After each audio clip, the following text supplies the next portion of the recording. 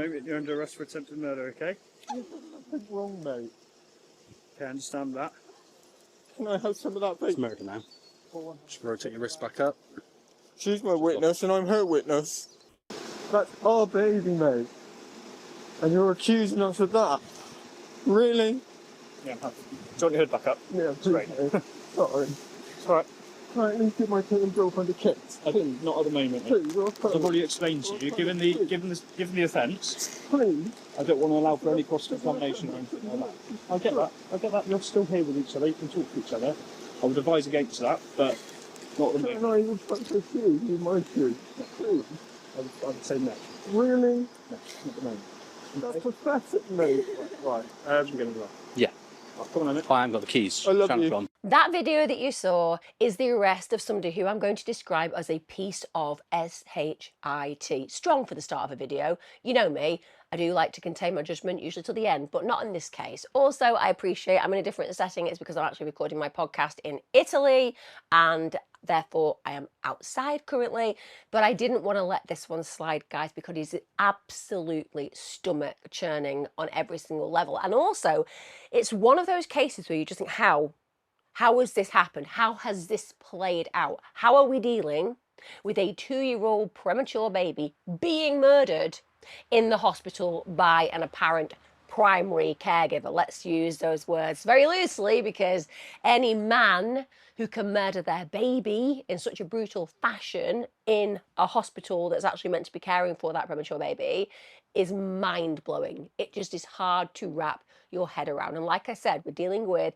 a 2-week-old baby who was born prematurely. Brendon Staddon was only born at 33 weeks, just like my own son. He was therefore in NICU. And the thing about NICU is you are dealing with children who are very, very poorly. And then you are dealing with children like my own boy. When he was born at 35 weeks, basically, I was really sick. They needed to get him out, and therefore he was given some special attention on that ward. But I can remember the premature babies there, the incredible attention of the nurses who were employed to look after them, and just the compassion of the mums and dads who came in and sat with their babies from dusk till dawn, essentially, onwards throughout every single day, making sure that that child had somebody sat by their side. So we already know we're talking about the fragility and the vulnerability of babies that need to have the best care.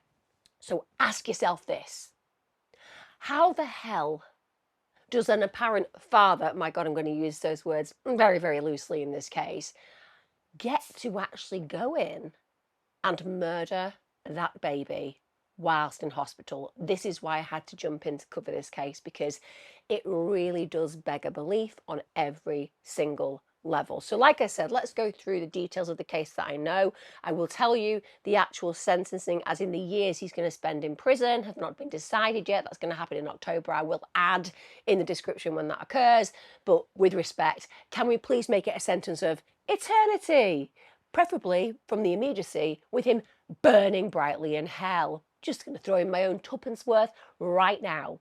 But let's talk about 2-week-old Brendon Staddon.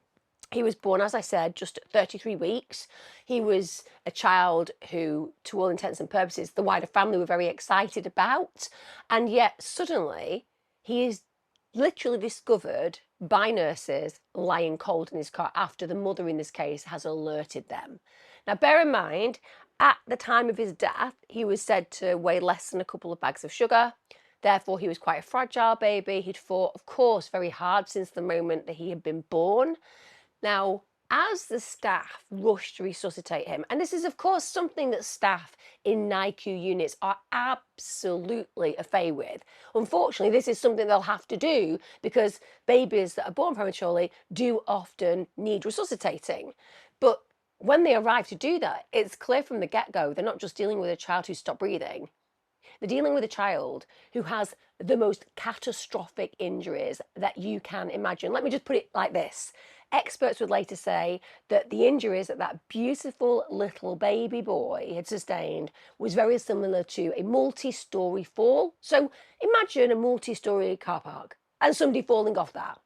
Or, of course, a major car crash at speed. That's the type of injury this little boy has received. Now, sadly, despite everything that they tried to do, and my God, those individuals who were called to help assist Brendon did everything in their power to make him survive, but sadly he was declared dead at 4:48 a.m. In fact, 8 minutes earlier, his father had already been arrested because they had him in their sights immediately. So let's talk about why. So bear in mind, when Brendon was born, there was just issues as far as the staff were concerned regarding the way that the father acted towards the child. Daniel Gunter is the father. He's 27 years of age, but he'd really unsettled hospital staff. In fact, they had repeatedly had to reprimand him because he was rough handling little Brendon. Now, bear in mind, this is a premature baby. I appreciate that at 33 weeks, 35 weeks, they are obviously more robust than one at 25 weeks. But nonetheless, there are vulnerabilities there. You are going to hold your baby and handle them with kid gloves. It's just the way that you are, because you want to make sure that you're not causing them any pain. But he's not like that. He's lifting Brendon inappropriately from his incubator. This is without asking for the nurse's consent. And I do appreciate that as parents, of course, the child is our child. But when they're in NICU, when they're in a ward specifically designated to look after the most vulnerable children, of course, you are going to ask for consent from the nurses until you're established there and know what you're doing, purely because they are going to inform you whether it's appropriate at that moment in time, particularly if children have things like feeding tubes and so on and so forth, and monitors, because otherwise, when you lift them out of that particular incubator, it will cause alarms, and that takes staff away from whatever else they're doing. So it's very understandable they expect him to inform them when he's going to do those things, but he just doesn't listen. Also, he's poking him, he's jiggling him around. Again, I appreciate that when you've got your child home and they're healthy, a lot of us, as they grow older, are quite fun with them and playful with them. But this is a very vulnerable child, like I said, still in special care. They said he was somebody who overstimulated the child, even tampered with his feeding tube, tried to remove it at one point, and he was so unpredictable when he was in that particular ward that security had actually been called out. So from the get-go, it shows that he's got very few boundaries. He's certainly not interested in the welfare of his child, because he's obviously not listening to the staff who are professional and are there to assist him in understanding what his child needs. But add to that the fact that he's doing things that could cause damage, and he's doing things that could cause damage in front of people who are witnessing that. So it shows he's got no impulse control, and he's dangerous. And you know what? He's not just dangerous to his own child, because there is something within his nature that could make him a threat to any of those babies. And I suppose for the individual professionals working there, it's so challenging, because he has a son that's on their watch, and he has rights to some degree as a parent. And you're treading a really difficult bridge, aren't you? You know, you're trying to meet them halfway and say, okay, well, we're going to advise you, and we might not think you're ideal, but actually we're hoping that with our help, you're going to be a better parent. Equally, you're thinking, I don't want to walk that bridge at all. I actually want to push him off it, because with respect, he shows absolutely no understanding of the fact he could be damaging his child, and we don't really want him around. That must be very, very challenging for those individuals. Now, around 3:30 a.m., as I said, a nurse basically asks if the baby is okay. And apparently the father in this case, he acted really oddly. So he seemed to be excited, she said, almost unnaturally animated is the quote. And she said that obviously when he reassured her that the child was okay at that moment in time, it was something that just really stuck in her mind. There was just something wrong about his reaction. Now, bear in mind, it's not just the nurses and professionals on that ward who are feeling this way about this individual. Family members had said his temperament was really off. For example, his own aunt had told police he was really rough, that he had absolutely no patience. So let's talk about Daniel Gunter. Now, there isn't a great deal of information about him out there, but he was in a relationship with Sophie Staddon. So Brandon's girlfriend was 20 years of age. Now, again, at 27 versus 20, you have a lot more experience. And if you're a man, particularly a man with a controlling nature, well, a 20-year-old girl is going to be perfect for you to manipulate, particularly one that you've got pregnant. And by the way, I'm not suggesting that I have lots and lots of empathy and sympathy for her, because I think we make our choices, and certainly where a child's care is concerned, the only care I have is for the child.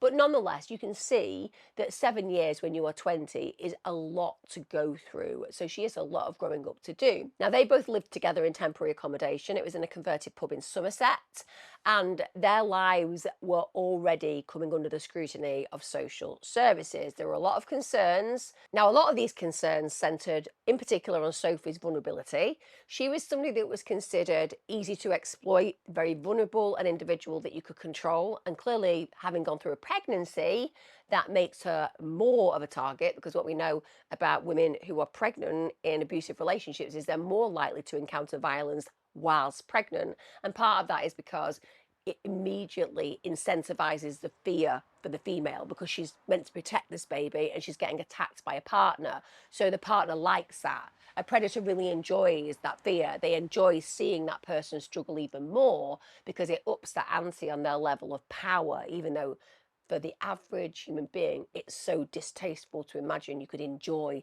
seeing somebody's pain in that way. But also, the fear that they had was that she was going to have a baby, and Daniel is somebody who's considered violent. He was very controlling, and in fact, one of the things that people said who were within his network was that he was deeply coercive, and it's very likely that Sophie was very afraid of him. That said, if Sophie enabled or allowed him in any way, shape or form to touch a child that she knew he was at risk of harming, then I believe there is a culpability level there. That goes without saying. I appreciate that we can feel very sorry for victims, and rightfully we should, but that doesn't mean that a victim is not also culpable at times.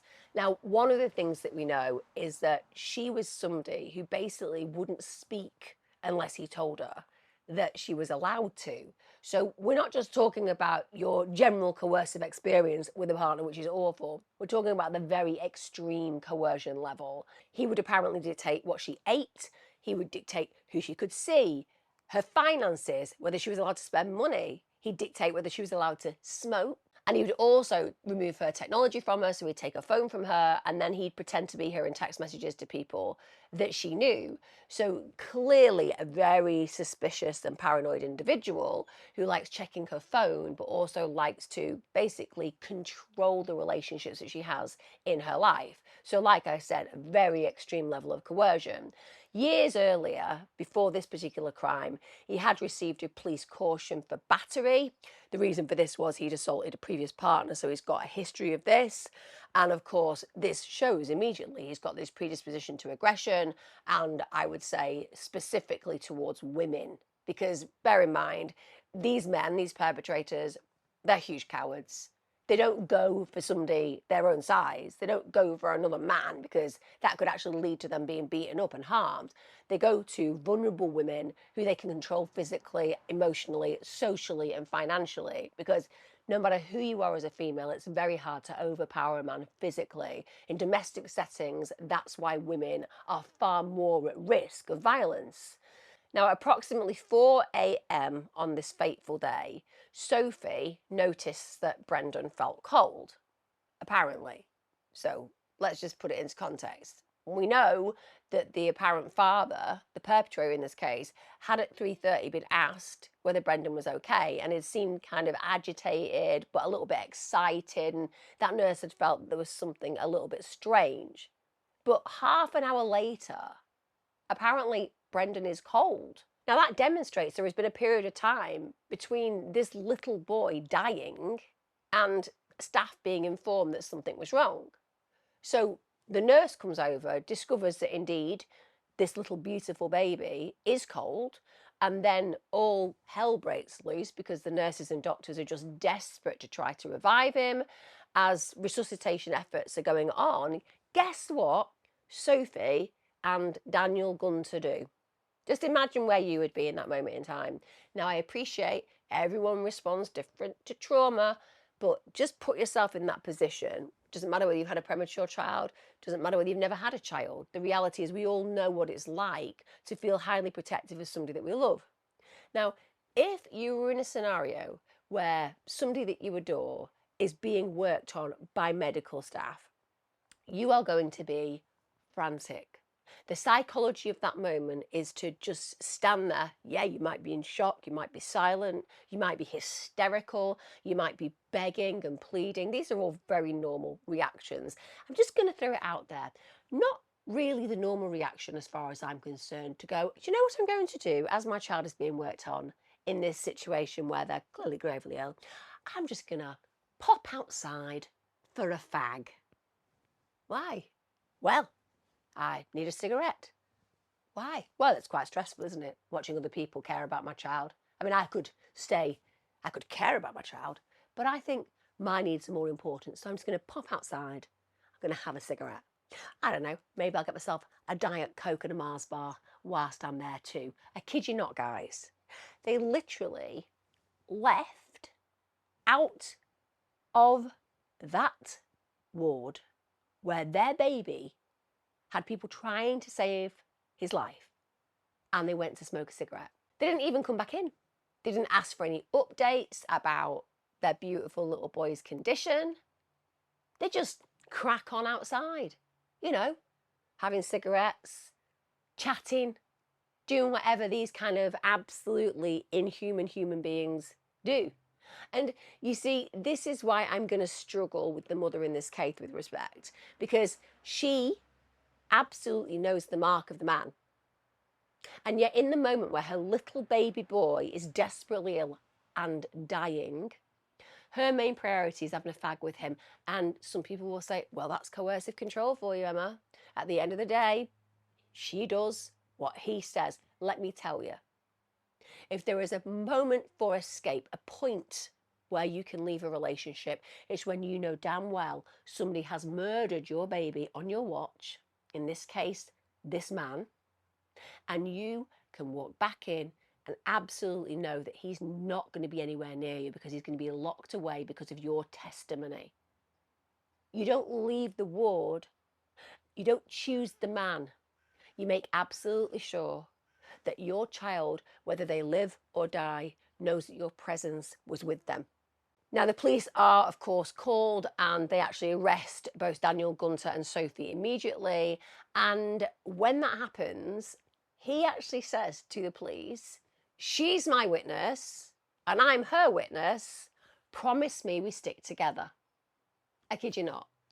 Imagine saying that in front of the authorities, in front of the police. She's my witness and I'm her witness. Promise me we stick together. So in that very moment, he's basically giving her a very clear message. Say what we agreed. Stick to the story. You know I didn't do it. I know you didn't do it. Let's just go down that route. And actually, with respect, when it comes down to cases like this, that strategy has proven effective for the perpetrators, because not knowing who did it can make it very, very difficult when it comes down to a jury trial. Now, we know that during that situation playing out, when they're getting arrested, Brendon does succumb to his injuries and die. And so they have the perpetrators in custody, but they haven't, at this moment in time, an exact understanding of who carried out the fatal blows, shall we say. Now, the actual autopsy found the most horrific realities. The injuries, like I said, were like somebody falling from a multi-storey car park. But just to go through how horrific they were, they included a shattered skull, a broken neck, a fractured jaw, broken legs, ankles and wrists. He had deep scratches and bruising around the neck. Let that sink in. He had extensive bruising literally across his entire body. And the pathologist concluded that Brendon had died from blunt force trauma to the head, compounded by multiple non-accidental injuries. It's a murder, end of. But when you actually consider the injuries I've just told you, they're sustained. That hasn't just happened in that moment. The idea of having scratches, dig marks around the neck, It demonstrates that the perpetrator was enjoying creating agony for this premature baby. From a baby who already had fragilities and vulnerabilities. When you think about the highest level perpetrators, they are those who go for the most vulnerable, the weakest. And they do that because they get great joy out of having that sense of being omnipotent. You're the God. You can choose to inflict pain. You can choose to inflict agony. You can choose to torture. You can choose to kill.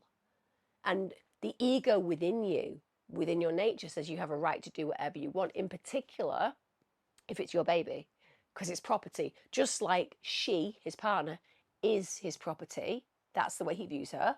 So too is this baby, if not more so, because his baby is, as far as he's concerned, half him. And one of the things that came out at trial was that the medical experts made it utterly clear that those injuries could only have been from inflicted, repeated, violent acts. This was not a one-off. Now, one expert said that Brendon had likely been swung or struck against a hard surface. Another said that it was like he'd been in a severe road traffic collision. And prosecutor Charles Rowe Casey described the violence as sheer brutality and said hardly a part of his body was spared. Detective Chief Inspector Nadine Partridge, who had 22 years experience, 22 years, she called this actually one of the most disturbing cases she'd ever investigated. She branded Daniel Gunter selfish and evil, without a doubt. The word evil is completely appropriate in this context. In fact, if you just put a D on the front of it, that's who he's going to be spending the rest of eternity with at some point in the future. Now, when it came down to the defence's case, well, they didn't really have one, did they? With respect, the only defence was that Daniel Gunter said, I didn't do it. He said, I've never harmed my son. He also declined to testify in his own defence because the prosecution barrister would have literally ripped him a new arsehole, and also because he wouldn't have been able to explain any of it, particularly in light of the fact that there were so many people saying he was so negative towards his son from the get-go, and there were already grave concerns about him in the hospital and prior to that where social services were concerned. And his legal team didn't even provide an alternative explanation for the catalogue of injuries. They didn't say, well, we don't know he did it, somebody else could have done it. There just was no defence at all. Now, when it came down to Sophie, she also chose not to testify, but we do know from police interviews that she said, I had done nothing to harm Brendon at all. I love him. He was my everything. I would not have harmed him. Well, you didn't stay when they were trying to resuscitate him. You weren't pleading and begging for his life. You weren't totally beside yourself saying, save him. You went out and had a cigarette. I appreciate that she's a victim of certainly physical and controlling, coercive abuse, there's no doubt. But she was also a mother. She chose to go through with having a baby, and that baby was murdered by a man that she knew was dangerous. And the idea that she wouldn't have harmed him, fine, I absolutely agree, she clearly wouldn't have. But by proxy, there's certainly some culpability there. Now, the medical evidence was absolutely unanimous. They all said there was no accident at all. Brendon's injuries were deliberate, they were repeated, and they were devastating. Now, what the court brought in was that Sophie was somebody who was very much controlled, she was incredibly vulnerable, and while she was initially charged with causing or allowing the death of a child, the evidence against her, as far as the court was concerned, didn't stand up. So at trial, the judge, Mr. Justice Swift, literally directed the jury to acquit her. He ruled that there was absolutely no proof that she had harmed Brendon or knowingly allowed it. However, like I said, I know she's not culpable for the murder of this baby boy. I know that she will be grieving as a loving mother will grieve. I cannot compute how she went out for a cigarette and chose him during a period of time when her baby needed her, and also how she didn't know that there was something very wrong with the way that that little boy was being treated, because she knew the mark of the man. She was in a relationship with him, and she will have seen what some of the nurses saw. And as a mother, your instinct should tell you everything you need to know about why you shouldn't allow that man around your baby. Now, I will tell you, it was a very complex case when it came down to Sophie's case in court.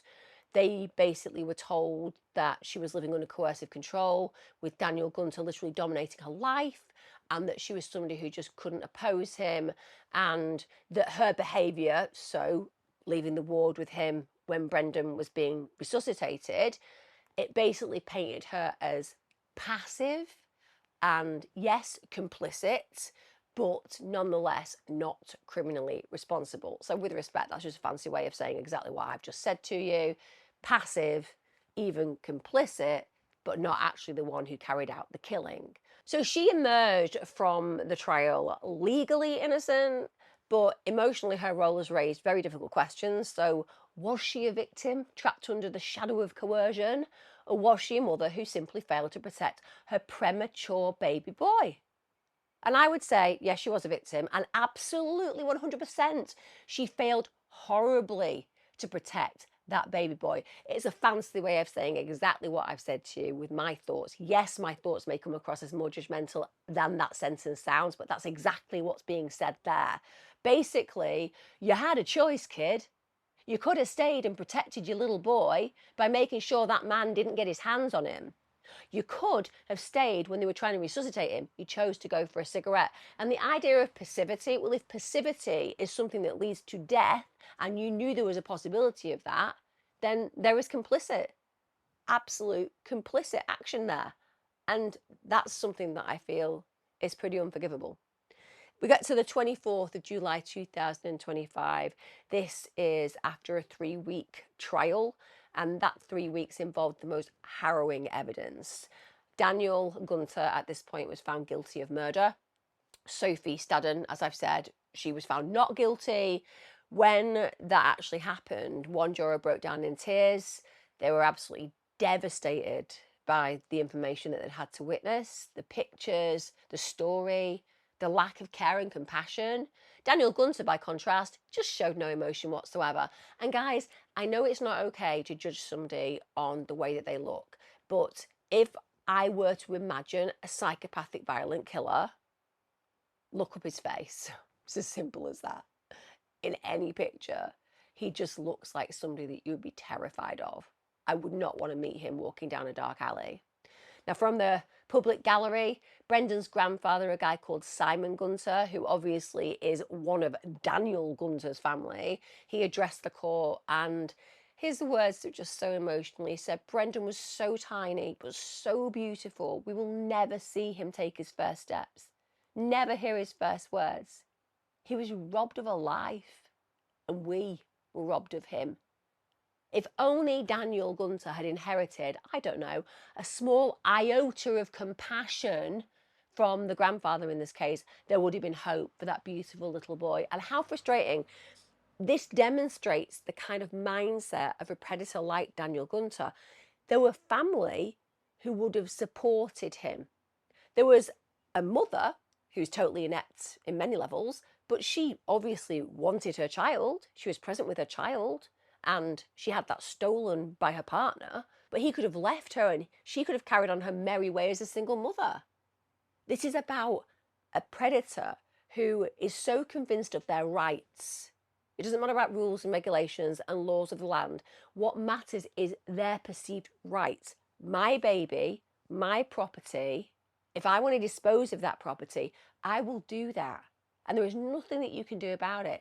That's the mindset of these kind of dangerous predators. And they are rare, but they exist. And he is a perfect description of that existence. Now, this case has understandably shocked the UK. I'm sure it's internationally shocking for people as well, because it's so rare this kind of thing takes place. I mean, it's almost unheard of, somebody actually murdering their child in hospital. It has happened, but newborn in NICU, that's not something I've heard of before. Now, Somerset, where this played out in particular, it's had ramifications. So the Care Quality Commission, they've actually flagged serious deficiencies at Yeovil's Special Care Baby Unit. In fact, it was temporarily closed. And the Somerset Safeguarding Children Partnership have announced a child safeguarding practice review. So that's due for release in autumn 2025. And that's basically going to examine how systems designed to protect vulnerable infants failed Brendon. And I suppose that for some people, they will be pointing fingers in the direction of the nurses who were on that particular ward. But if you consider right now, the NHS in the UK is massively underfunded, massively understaffed. When you look at children in NICU who are obviously very vulnerable, there are some babies that are being born at 24, 25 weeks, and literally they need constant supervision. When you've got a baby over 33 weeks, it's a whole different kettle of fish. And if the parents are present, often the nurses won't actually be looking over that baby because the perception is, well, it will be okay, the parents are there. We know that they did report that they had concerns. We know that they were deeply worried about the way that he was acting as a father. We know that they'd flagged that. So they were obviously trying to do their best. By the way, not for 1 minute saying that there won't be issues that are actually surfaced through this report.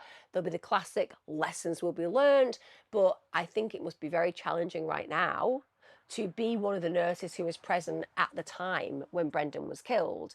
And particularly in light of certain cases in the UK that garnered a lot of attention in the last few years, revolving around babies who died on wards, you can imagine that that will be a very scary time for all of them. Now, Daniel Gunter, the father in this case, the absolute POS, he's going to be sentenced on the 3rd of October 2025. He will be facing life imprisonment for the murder of his newborn son, but let's just be real about this. It won't likely be a full life tariff, even though we absolutely know it should be. If this was in America, he'd never see the light of day, would he? But in the UK, we have some pretty pathetic sentences, even for predators and perpetrators of this level. Don't get me wrong, the aggravating factors in this case are massive. He murdered his own baby, so he should have been protecting that baby. He did it on literally a ward that was specifically for vulnerable babies, which is another very strong aggravating factor. We know that there were prior issues with violence. That's another aggravating factor. And we know that social services were involved because of the concerns they had about his physical and coercive control over his partner. They're all aggravating factors, along with a whole host of others that were brought forward. But the chances are he might get 30 years, he might get 25 years. And as far as I'm concerned, this kind of person should never walk our streets again. This kind of individual who can callously aggress his child for a sustained period of time, the injuries are very clear. It didn't just happen on that one occasion. And that means he could never, ever be safe to walk our streets.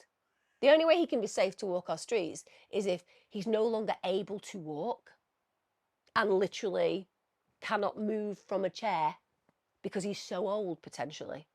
At that point, I don't know, maybe we could sit him in a really awful room somewhere and just feed him bread and water. Some kind of really terrible old people's home that's definitely in special measures. But again, that doesn't happen, does it? In fact, some of these individuals get looked after better in prison than they would do if they were on the outside. And that's really heartbreaking to think about when you look at cases like this. This was a case that has left so many experienced professionals absolutely devastated. A baby that weighed little more than 2 bags of sugar, subjected to the most unimaginable violence at the hands of his own father. And Sophie's acquittal, well, to me, it kind of highlights the complex realities of coercive control. So legally, like I said, she's cleared. But emotionally, she will forever, rightfully, be tied to this tragedy. Because her vulnerability basically shaped her actions, and she hasn't really spoken out a great deal since this case came to its conclusion as far as him going guilty and her being found innocent. And I would genuinely think it'd be better if she spoke out and took responsibility and accountability for the part she played. For Brendon, there's never going to be first words, there's never going to be first steps, there's never going to be birthdays, there's never going to be anything, because the most fragile member of our society, a baby in special care unit, was murdered in that hospital. It's devastating. I, like I said, will add the sentence when I know it. But like I said, I just needed to talk about this because it has blown my mind. As ever, guys, let me know your thoughts in the comments. Let me know your thoughts, because this is just totally bizarre to me. And I wait with interest that report. that investigation, because what I do think is deeply disturbing is the injuries that seem to be on the body before the actual murder took place. So how hadn't they been noticed? That's another haunting question, isn't it? Like I said, maybe we'll get the answers, maybe we won't. Take care, guys. Look after yourself. Be safe.